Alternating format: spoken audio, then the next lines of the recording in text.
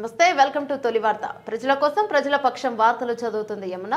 వధశాల pending పనులను పూర్తి చేయాలని వినతి. మహబూబ్ నగర్ జిల్లా కేంద్రంలోని వధశాల పెండింగ్ పనులు పూర్తి చేయాలని జిల్లా మాంసం విక్రయ వృత్తిదారుల సంఘం నాయకులు ఎమ్మెల్యే ఎన్ఎం శ్రీనివాసరెడ్డికి వినతి పత్రం అందజేశారు.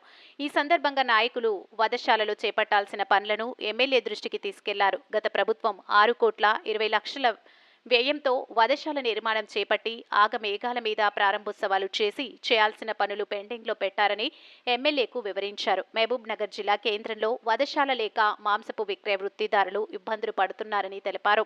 ఈ వధశాల అందుబాటులోకి వస్తే సుమారుగా 2,000 కుటుంబాలు జీవనోపాధి పొందుతాయని తెలిపారు.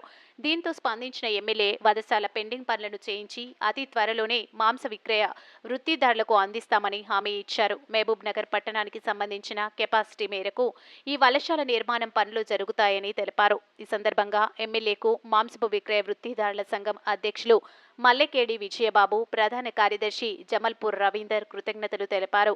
ఈ కార్యక్రమంలో జమల్పూర్ నరేష్, జమల్పూర్ లక్ష్మీనారాయణ, ధర్మ కమలేకర్, నరేందర్, తండోత్కర్, రాకేష్, కిషన్జీ తదితరులు పాల్గొన్నారు. మీ తొలి వార్త న్యూస్ ని సబ్స్క్రైబ్ చేసి, లైక్ చేసి, షేర్ చేయండి.